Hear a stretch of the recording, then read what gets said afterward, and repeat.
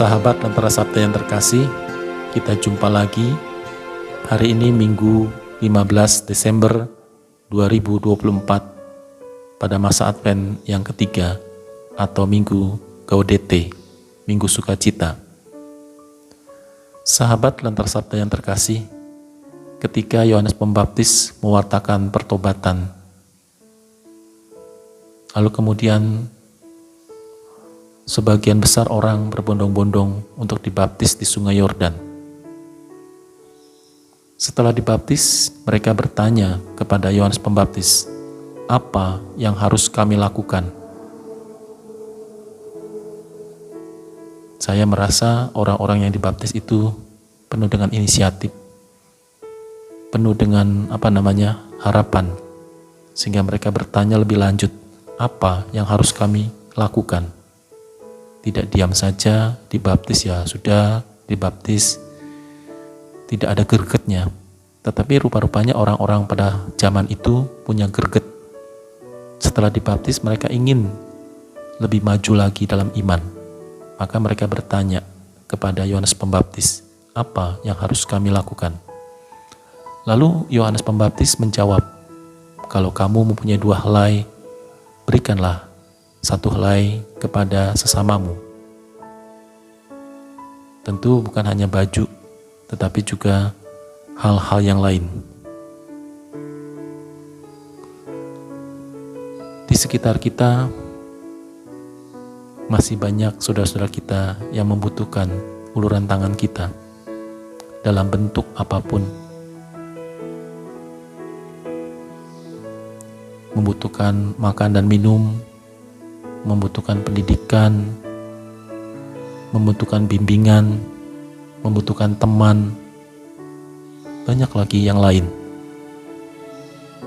Maka, apakah kita juga tergerak untuk mengambil bagian dari salah satunya, sehingga apa yang menjadi kerinduan mereka yang mendambakan kelepasan dapat terpenuhi karena kehadiran kita, karena perbuatan kita, sehingga nyatalah apa yang dikatakan oleh Yohanes Pembaptis.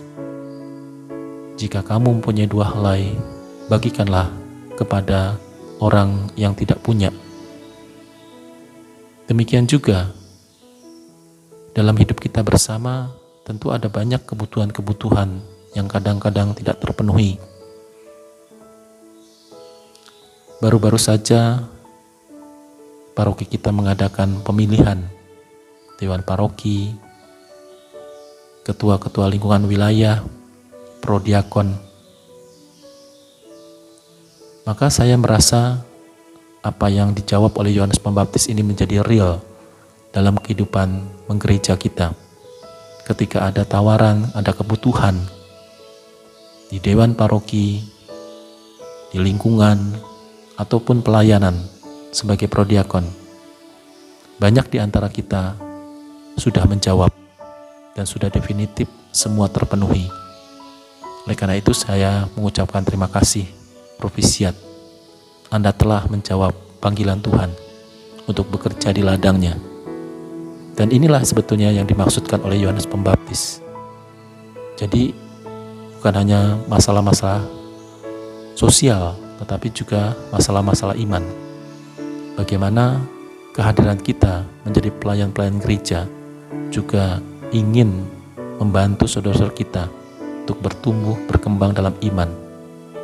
Kita berjalan bersama dalam persiaran kita ini, supaya baptisan yang kita terima bukan sekedar simbolis bahwa kita ini diterima menjadi orang Katolik dalam gereja Katolik, tetapi kita menjadi orang Katolik yang berdaya guna dan juga berdaya ubah di dalam kehidupan kita bersama.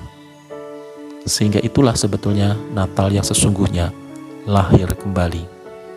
Maka untuk lahir kembali diperlukan persiapan-persiapan. Maka masa Advent inilah tempatnya. Bagaimana kita mengolah diri kita, bagaimana kita mempersembahkan hidup kita ini bagi begitu banyak keperluan-keperluan pelayanan, kebutuhan-kebutuhan saudara-saudara kita. Tentu yang pertama-tama adalah kepekaan dan ketergerakan hati, seperti Tuhan Yesus selalu tergerak hatinya oleh belas kasihan. Maka belas kasihan itu bukan hanya masalah sosial, orang kurang makan, orang tidak punya rumah. Itu harus dan menjadi inti. Maka saya sering mengatakan, kalau orang perutnya lapar, bagaimana mereka mau berdoa? Simbolis. Artinya apa? Kalau orang masih berjuang untuk memenuhi kebutuhan-kebutuhan hidup mereka, fokusnya adalah memenuhi kebutuhan. Mungkin doa, ekaristi terlupakan karena mereka terlampau sibuk ke sana. Maka kita mesti membantu sehingga mereka bisa memenuhi semua kebutuhan mereka, dan akhirnya mereka dengan tenang, dengan aman, nyaman, mereka bisa berdoa, mereka bisa menikmati rahmat Tuhan. Tetapi kalau mereka masih terus berjuang secara fisik, maka kadang-kadang bekerja di luar kota, bekerja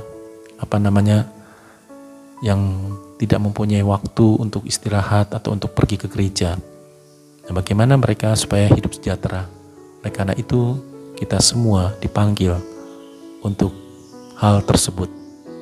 Oleh karena itu, saudara-saudara yang terkasih, maka berbagi menuju pertobatan, berbagi pikiran, berbagi hati, berbagi kehadiran, berbagi secara sosial, itu adalah wujud dari pertobatan kita di masa Advent ini.